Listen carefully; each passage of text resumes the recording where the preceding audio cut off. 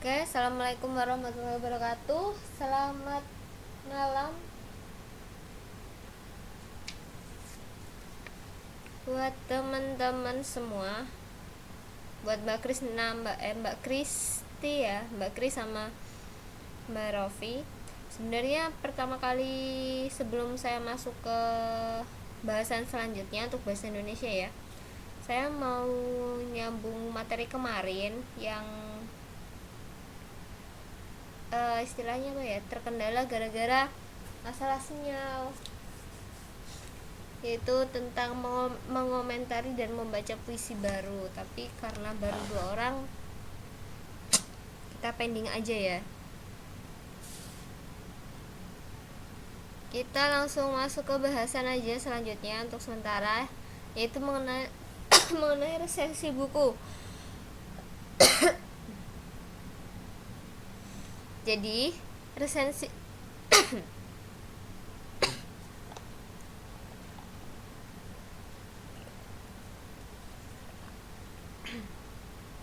Jadi resensi buku itu adalah suatu penilaian terhadap buku. Ada pula pengertian lain dari resensi buku menurut Kamus Besar Bahasa Indonesia, yaitu adalah pertimbangan atau pembicaraan tentang suatu buku atau ulasan buku. Penulis resensi itu disebut sebagai presensi atau resensator. Resensi buku itu sendiri termasuk dalam kategori opini, yaitu berisi pendapat penulis mengenai suatu masalah atau peristiwa pada buku tersebut. Di sini ada beberapa tujuan penulisan resensi. Tujuan yang pertama yaitu membantu pembaca mengetahui gambaran dan penilaian umum dari suatu buku atau hasil karya lainnya secara ringkas. Tujuan yang kedua yaitu mengetahui latar belakang dan alasan buku tersebut diterbitkan. Tujuan yang ketiga yaitu menguji kualitas buku dengan membandingkan terhadap karya dari penulis yang sama atau penulis lainnya. Lalu tujuannya selanjutnya adalah memberi masukan kepada penulis buku berupa kritik dan saran terhadap cara penulisan, isi, dan juga substansi buku. Sedangkan resensi sendiri itu memiliki beberapa unsur. Ada 6 unsur, yaitu yang pertama ada identitas buku, yang kedua ada judul resensi, ada data buku, ada ikhtisar isi resensi, ada kelebihan dan kekurangan buku, serta yang terakhir ada penutup dari resensi buku. Yang akan kita bahas pertama itu adalah identitas buku. Jadi, jika buku yang akan kita resensi itu adalah buku terjemahan, akan lebih baik jika kita ini menuliskan judul asli buku tersebut. Demikian juga dengan pengarang bukunya. Jika buku yang diresensi adalah buku terjemahan, kita harus menyebutkan penulis buku asli dan penerjemah. Kalau dulu yang terkenal Harry Potter ya, karyanya J.K. Rowling. Nah, Harry Potter itu kan ada judulnya, kayak ada The Deathly Hallows. Nah, itu judul aslinya tetap dicantumkan atau tetap dituliskan, dan nama pengarang buku tersebut J.K. Rowling gitu, itu juga tetap dituliskan. Malam Mbak Ratna. Lalu yang kedua setelah identitas buku ada judul resensi. Jadi judul resensi ini harus memiliki keselarasan dengan isi resensi yang dibuat. Judul yang menarik itu juga akan memberi nilai lebih pada suatu resensi. Selanjutnya ada data buku. Data buku ini biasanya berisi mengenai judul buku, pengarang, penerbit, tahun terbit beserta cetakannya, dimensi buku, dan juga harga buku. Itu kalau data buku. Sedangkan unsur resensi selanjutnya itu ada ikhtisar isi resensi buku. Kalau ikhtisar itu nanti dia akan berbentuk singkat dari sebuah karangan atau rangkuman. Ikhtisar itu merupakan bentuk singkat karangan yang tidak mempertahankan urutan karangan atau buku asli. Sedangkan ringkasan harus sesuai dengan urutan karangan atau buku aslinya. Unsur resensi yang selanjutnya itu ada kelebihan dan kekurangan. Jadi di sini penulis resensi atau resensator harus memberikan penilaian mengenai kelebihan dan juga kelemahan buku yang disertai dengan ulasan secara objektif.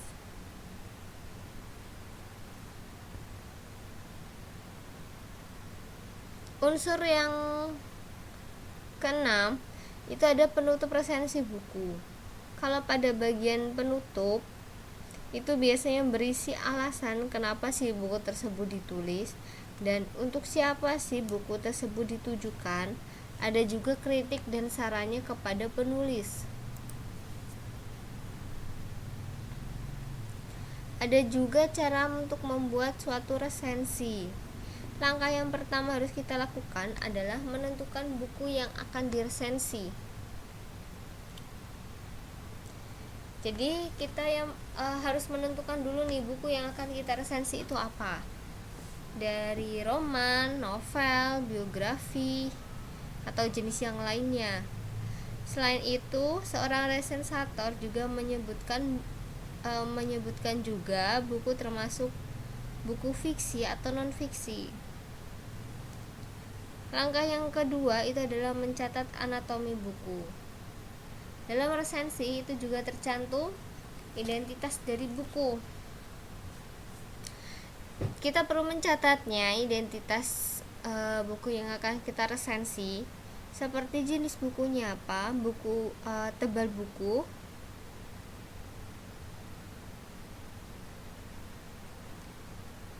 judul buku, nama pengarang, nama penerbit, tahun terbit, tahun cetak, jumlah halaman ya tebal buku itu, jenis kertas, dimensi, dan juga harga buku. Kita juga perlu mencatat bahwa mengenai bentuk atau format dari buku itu. Apakah bentuknya kertas, ilustrasi, cover, jenis huruf kemudian jenis huruf yang dipakai dan sebagainya.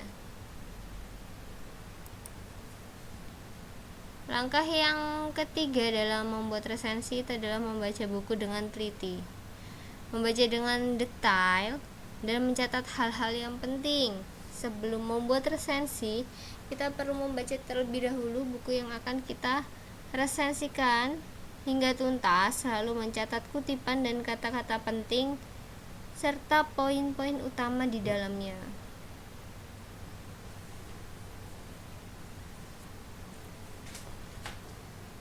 Langkah yang keempat itu adalah membuat ikhtisar buku. Jadi menulis kembali gagasan yang dianggap penting ke dalam karangan singkat yang mempunyai satu kesatuan yang padu. Ini beberapa langkah ya. 4 langkah tadi. Kemudian langkah yang kelima dalam membuat resensi itu adalah kita nanti biasanya diminta untuk memberikan komentar atau pandangan kita terhadap buku yang kita resensi.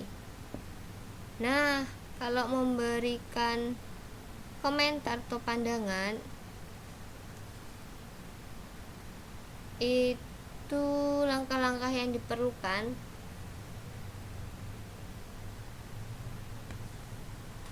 adalah membuat informasi umum mengenai buku yang diresensi. Lalu setelah itu menentukan judul resensi, membuat ringkasan secara garis besar, memberikan penilaian buku, menonjolkan sisi lain dari buku yang diresensi, lalu mengulas manfaat buku tersebut bagi pembaca, penilaian dari segi kelengkapan karya, EYD, dan sistematika resensi. Malam Mbak Uli. Lalu yang terakhir itu ada kesimpulan. Kalau kesimpulan itu adalah kemukakan apa yang diperolehnya dari buku yang diresensi. Dan imbauan kepada pembaca yang untuk jangan lupa di sini mencantumkan nama ya selaku resentator.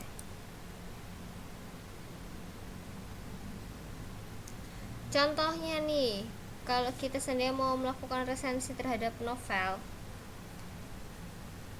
sini saya kasih contoh novel 5 cm. Novel 5 cm ini nanti akan kita resensikan. Di sini nanti ada informasi buku ya. Ada judul buku, penulis, penerbit, tahun terbit, dan juga tebalnya. Di dalam resensinya itu nanti juga dituliskan sinopsisnya itu bagaimana. Selain sinopsis, masukkan juga kalau bisa unsur intrinsik dari novel tersebut. Cukup tema, latar belakang, waktu, suasana, dan alur ya yang umum.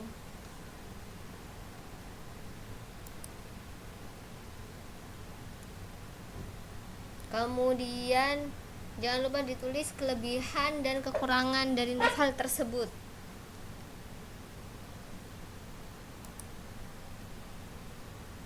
Itu kalau yang contoh pertama. Contoh kedua, ini dua contohnya sama-sama novel terkenal ya. Ada yang udah pernah baca?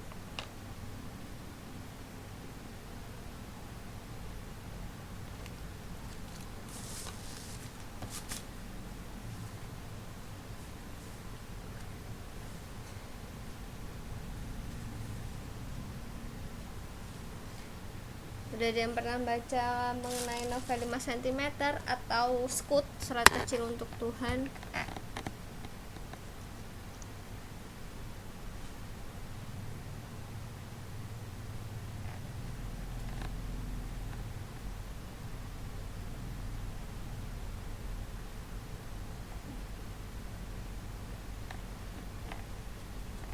Belum ya? Coba dibaca Mbak di mana? Di online kayaknya udah bisa deh. Ceritanya bagus kok, menginspirasi. Mbak Kris sudah yang mana Mbak? Dua-duanya atau salah satu?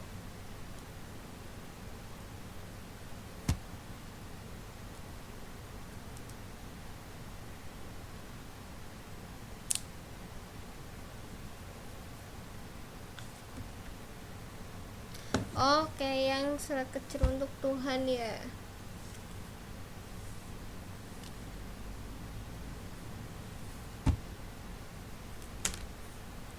Pengarang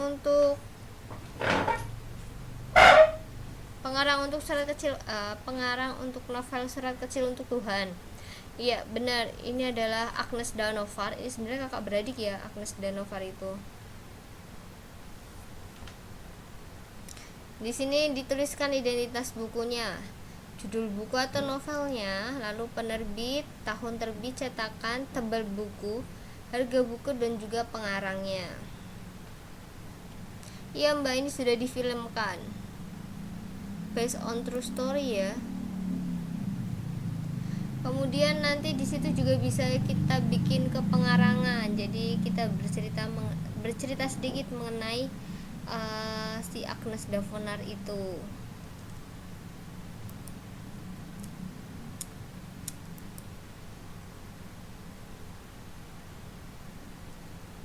Selain kepengarangan, itu juga kita bisa menulis kelebihan, kekurangan, serta kelemahan dari si novel.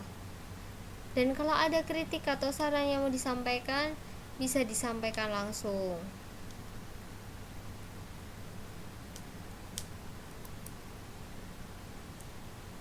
Itu mengenai resensi ada yang mau ditanyakan dulu?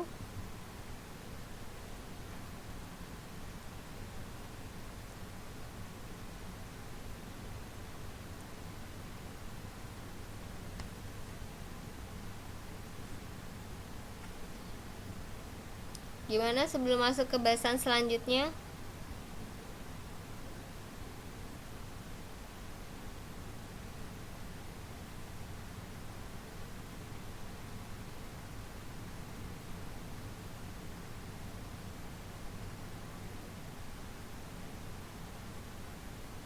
Lanjut ya, oke.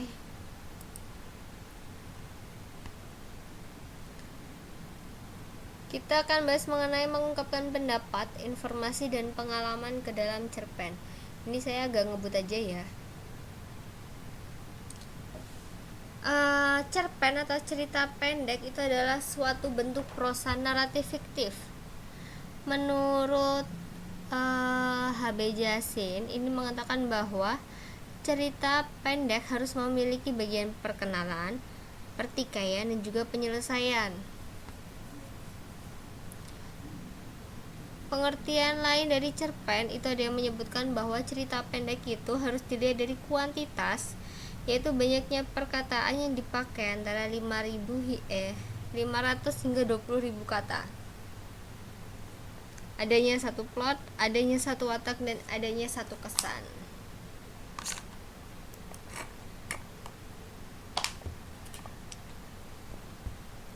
Cerpen itu juga bisa disebut dengan prosa fiksi yang isinya mengenai pengisahan yang hanya terfokus pada satu konflik atau permasalahan. Cerita pendek itu cenderung padat dan langsung pada tujuannya dibandingkan dengan karya-karya fiksi lain yang lebih panjang seperti novela dan novel.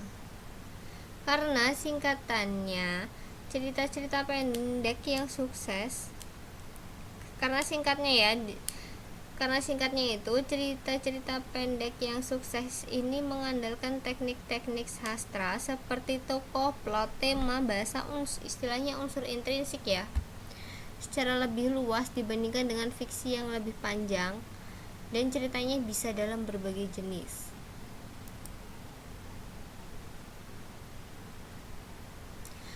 Ada yang mau membacakan ciri-ciri cerpen?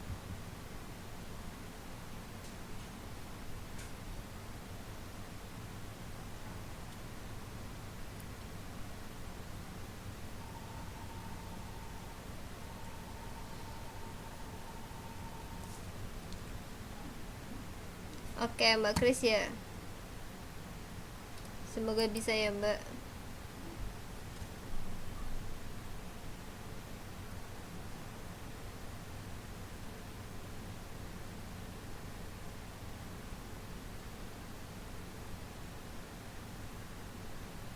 Mbak Kris muter terus ya. Oke, Mbak Uli nggak bisa. Kenapa Mbak Kris muter terus? Halo Miss. Oke, halo Mbak. Halo. Halo. Dengar Miss suara saya Miss? Jelas banget. Dengar suara saya? Iya, dengar Mbak. Saya mulai ya. Iya.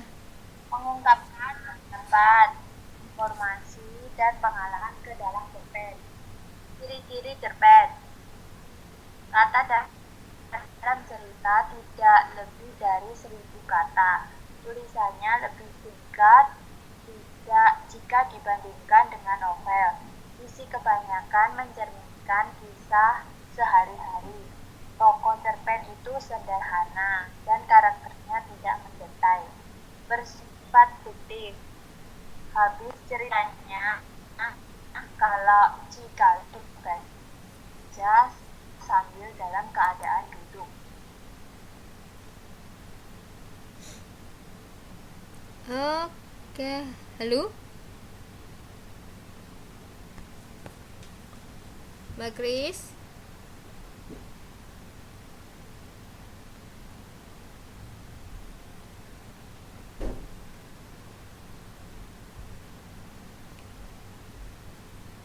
Halo Mbak Kris. Sinyal saya merah nih tiba-tiba. Yang lain dengar suaranya Mbak Kris nggak?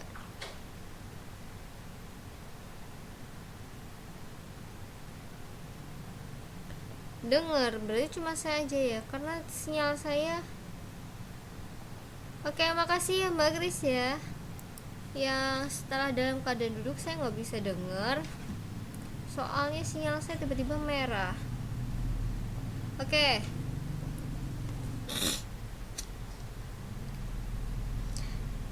Seperti yang tadi dibacakan sama Mbak Kris, Jadi ciri-ciri cerpen itu tidak lebih dari 1000 kata dan lebih singkat ya dari novel.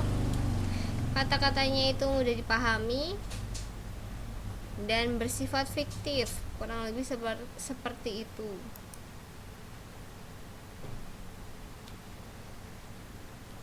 Saya kalau pakai wifi dari HP sama aja mbak, soalnya tempat saya diapit sama bangunan gede, nggak ngefek, jadi walaupun udah 4G gitu nggak ngaruh karena sinyalnya kehalangan gedung. Oke, lanjut. Struktur teks cerpen itu diantaranya ada 6 bagian. Ada abstrak, orientasi, komplikasi, evaluasi, resolusi, dan juga koda.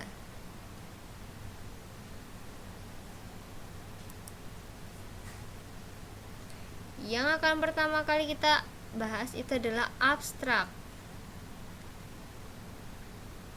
Ada 6 bagian. Ada yang mau membacakan penjelasan dari 6 bagian ini?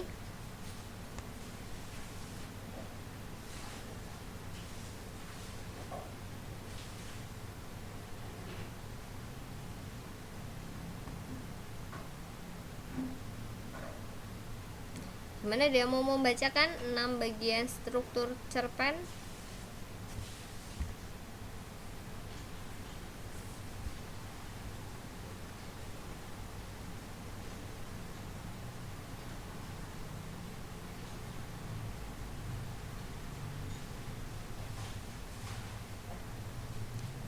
Mbak Ratna ya? Kita coba.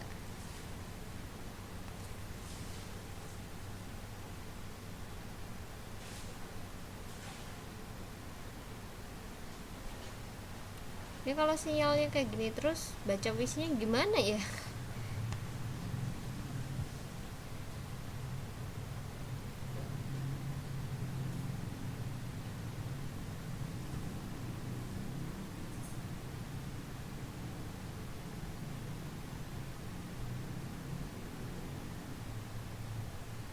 Halo, nggak bisa mbak, tempat saya masih muter mbak.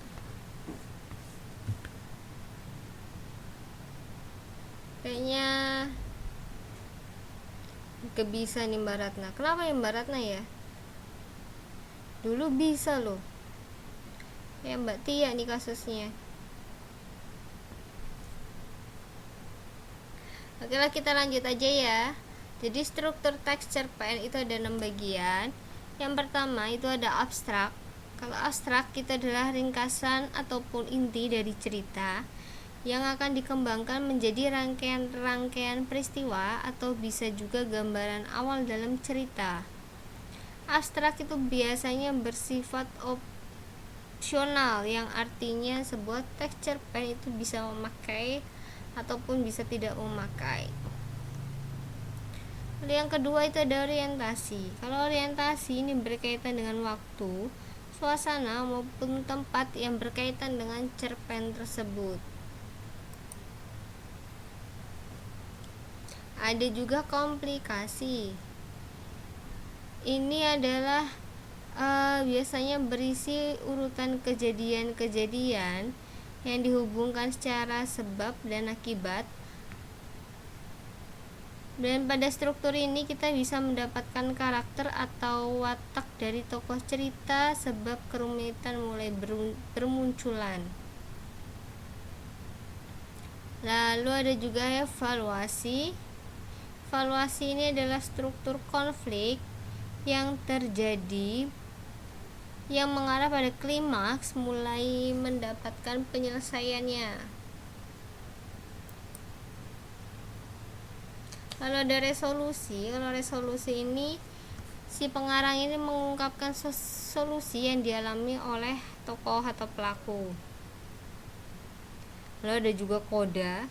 Kalau koda ini nilai ataupun pelajaran yang bisa kita ambil dari suatu teks cerita oleh pembacanya. Mungkin di sini teman-teman udah bosan ya sama unsur intrinsik ataupun unsur ekstrinsik karena sering kita bahas, sering kita senggol juga. Jadi cerpen itu juga memiliki dua unsur, yaitu unsur intrinsik dan juga ekstrinsik. Kalau unsur intrinsik itu ada tema, alur, latar, tokoh dan penokohan, sudut pandang dan juga amanah.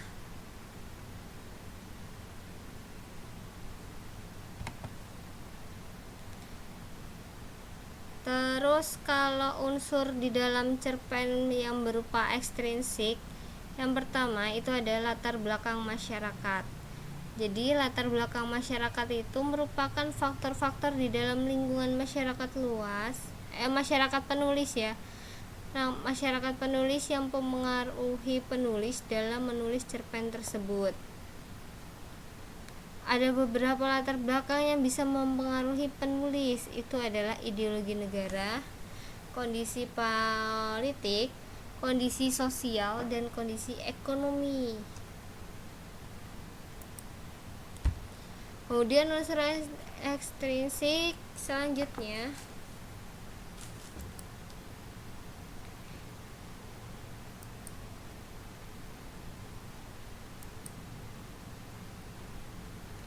itu ada nilai-nilai yang terkandung di dalamnya. Jadi ada nilai agama, sosial, moral, dan juga budaya kalau di dalam unsur ekstrinsik. Ini kayaknya kita nggak bisa sampai full ya, 120 menit itu kayaknya nggak bisa. Nanti kita diskusikan kapan teman-teman kosong senggang, kita ganti. Nah, sampai sini ada yang mau ditanyakan?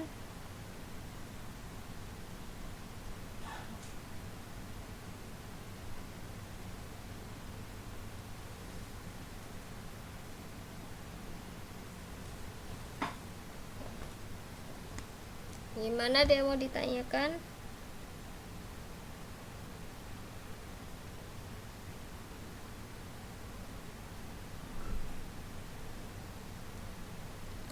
Belum? Lanjut. Oke, kalau lanjut berarti kita lanjut ke PPKN ya. Ini yang bahasa Indonesia. Sinyal saya di tempat saya merah sih. Kalau saya nyalain soundnya takutnya suaranya nggak kedengeran kayak Mbak Ratna tadi ya. Oke, selanjutnya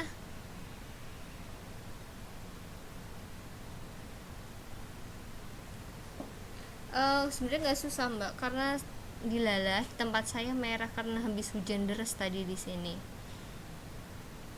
Selanjutnya kita akan bahas mengenai kasus pelanggaran HAM di Indonesia. Poin pertama itu adalah mengenai jenis-jenis pelanggaran HAM atau hak asasi manusia. Jadi, pelanggaran hak asasi manusia itu adalah setiap perbuatan seseorang atau kelompok orang, termasuk aparat negara, baik itu yang disengaja ataupun tidak disengaja, atau kelalaian yang secara hukum mengurangi, menghalangi, membatasi dan atau mencabut hak asasi manusia seseorang atau kelompok orang yang dijamin oleh undang-undang dan tidak mendapatkan atau dikhawatirkan tidak akan memperoleh penyelesaian hukum yang adil dan benar berdasarkan mekanisme hukum yang berlaku. Jadi kalau di Indonesia, pelanggaran HAM itu adalah tindakan pelanggaran kemanusiaan, entah itu yang dilakukan oleh individu maupun oleh institusi pemerintah atau institusi lainnya terhadap HAM.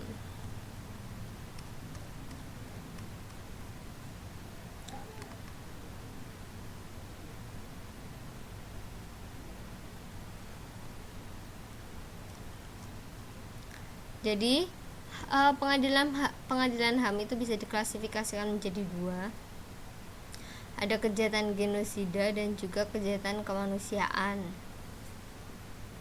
Jadi kalau genosida itu adalah setiap perbuatan yang dilakukan dengan maksud untuk menghancurkan atau memusnahkan seluruh atau sebagian kelompok bangsa, ras, etnis dan agama.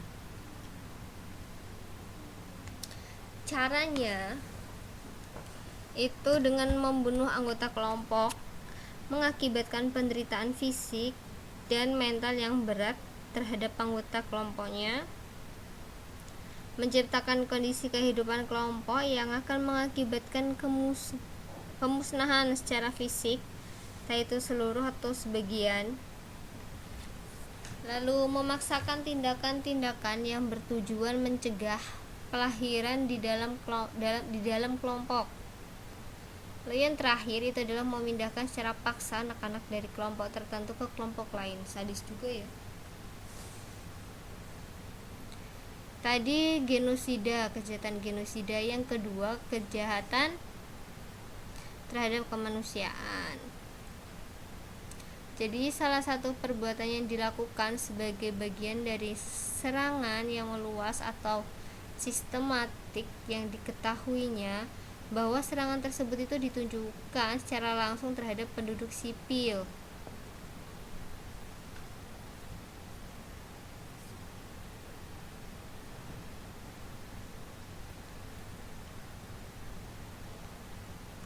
Kemudian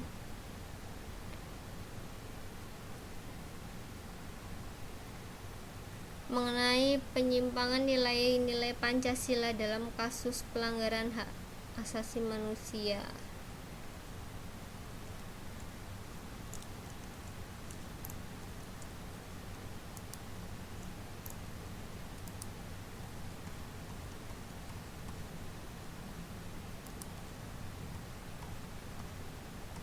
Sebentar.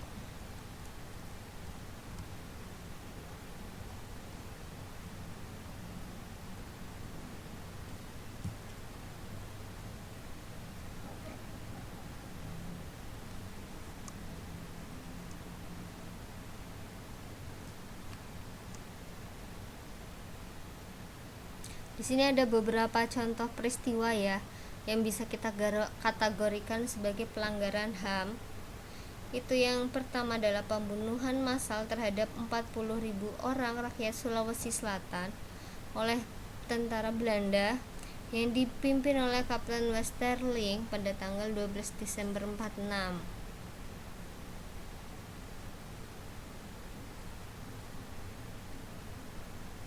Yang kedua adalah pembunuhan 431 penduduk Rawagede oleh tentara Belanda pada tahun 47. Ada juga kerusuhan Tanjung Priuk tanggal 12 September 84.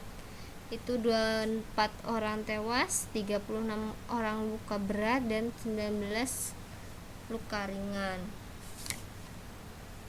Lalu peristiwa Talang Sari pada 7 Februari 89, itu dalam kasus ini 27 orang tewas, 173 orang ditangkap dan yang sampai ke pengadilan itu 23 orang.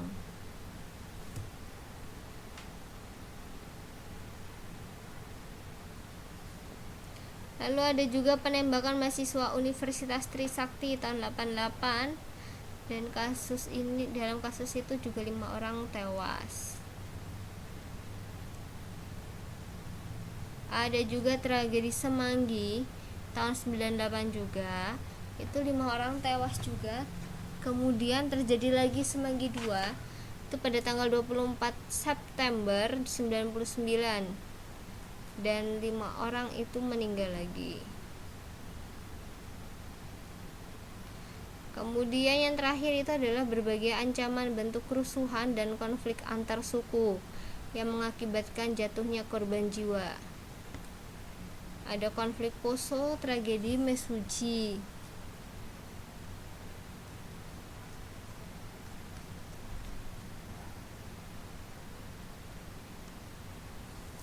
Ini ada kasus dari pelanggaran HAM.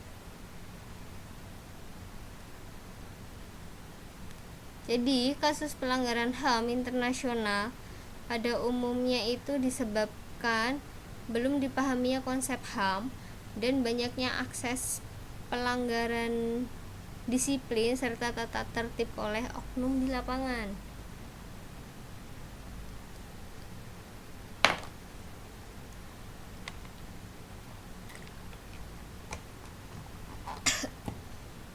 Di sini ada kasus pelanggaran HAM internasional yang dapat dibedakan menjadi 4 kategori. Itu ada kejahatan genosida. Jadi pernah terjadi beberapa peristiwa yang tergolong ke dalam kejahatan genosida. Itu diantaranya tragedi My Lai di Vietnam dan juga tragedi Sabara dan Shatila di Lebanon. Kemudian ada juga kejahatan melawan kemanusiaan.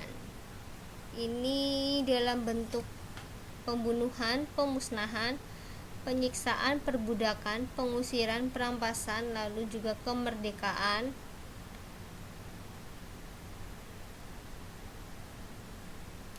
Contoh kasus yang melawan kemanusiaan yang pernah terjadi di dunia ini diantaranya adalah pembunuhan rakyat Uganda dan rakyat Kamboja.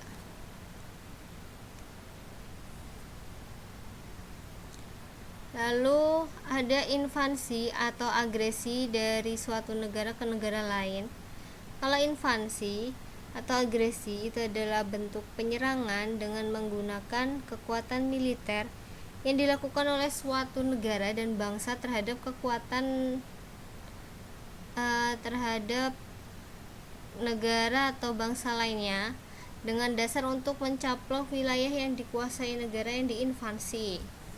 Memerangi kejahatan internasional, akan tetapi hal tersebut dilakukan dengan tidak menggunakan dasar hukum yang kuat serta melegalkan tindakan tersebut.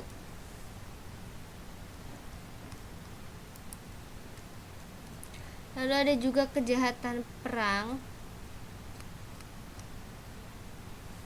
Itu adalah suatu tindakan pelanggaran dalam cakupan hukum internasional terhadap hukum perang oleh satu atau beberapa orang, baik militer maupun sipil.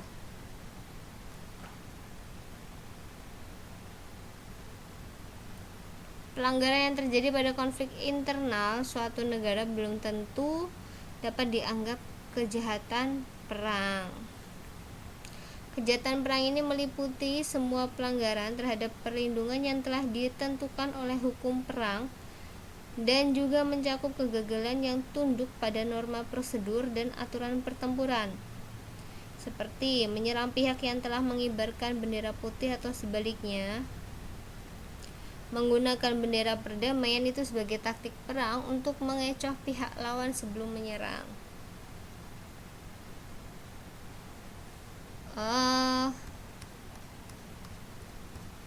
Bentar.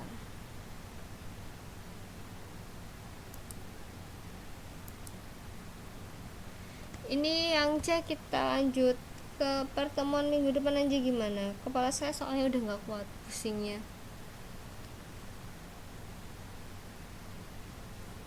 Pengennya saya full ya, tapi lagi ngedrop mbak 2 minggu kemarin mbak, dari 2 minggu.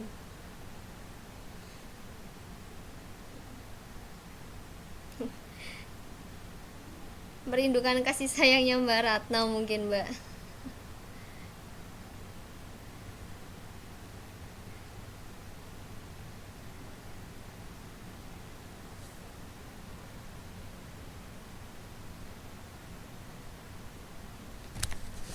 Kalau obat itu udah mbak kayaknya, tapi obatnya nggak ngefek. Aduh Mbak Ratna, saya terharu. Amin, terima kasih. Ini sebenarnya nggak apa-apa atau apa ya?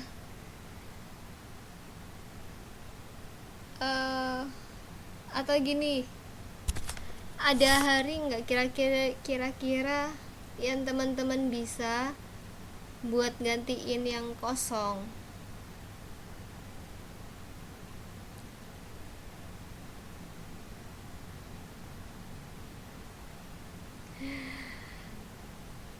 Saya hujan-hujannya di dalam rumah, Mbak.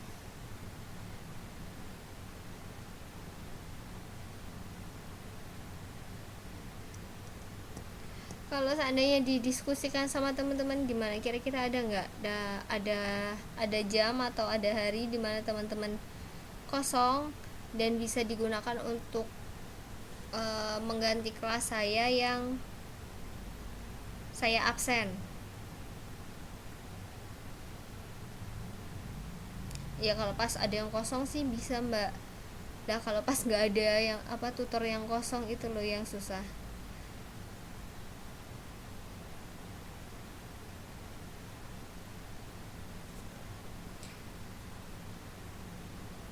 Kalau minggu pagi pada nggak bisa ya jam 9 atau jam 10-an gitu.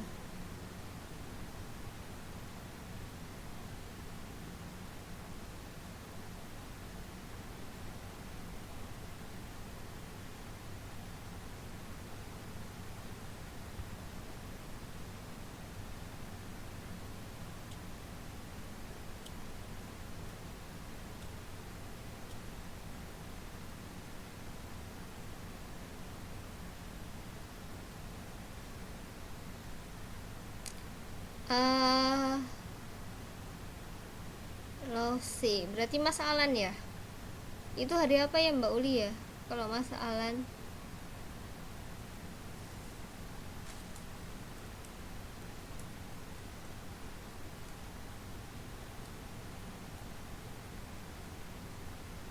kalau sore, aduh sore saya mulai Sabtu Minggu besok nggak bisa. Sabtu Minggu saya kosongnya cuma Sabtu sampai siang doang. Setiap mulai minggu depan kayaknya.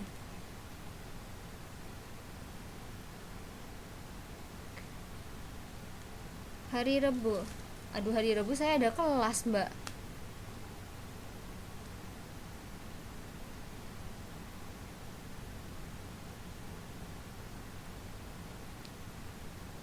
Ya dipikir nanti dulu aja deh.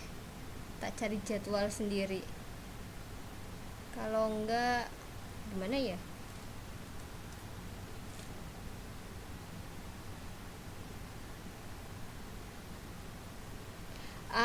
Kan biasanya kalau teman-teman gitu, teman-teman tutor kan masuk jam 9. Kalau saya pakai sebelum jam 9, jadi jam 7 gitu. Ya, saya juga mikir pengen perpanjang, Mbak.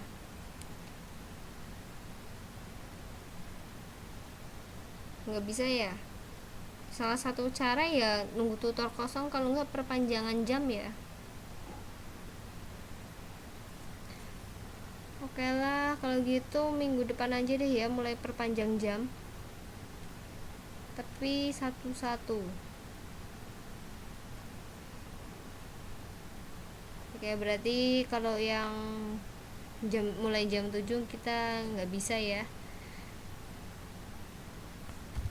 Opsi itu tidak akan digunakan, berarti kita pakai opsi nunggu tutor kosong. Kalau enggak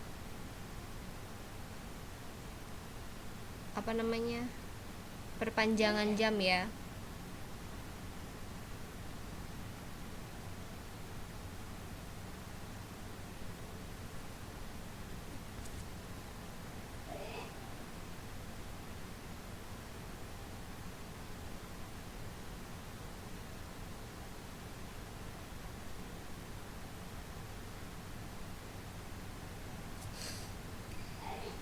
Malam Jumat ya.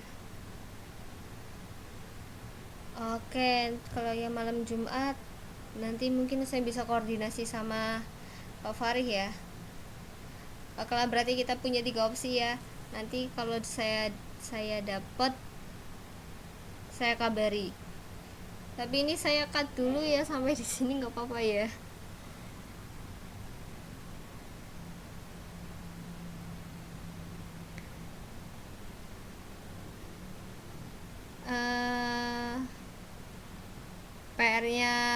eh PR buat saya sebenarnya. PR buat saya, kita sambung di pertemuan selanjutnya.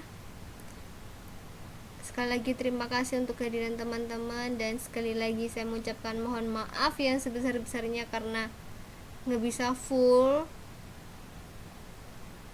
sampai 120 menit ya. Saya harus mengakhiri di tengah-tengah. Pokoknya selamat istirahat. Sekali lagi maaf ya. Selamat malam dan assalamualaikum warahmatullahi wabarakatuh.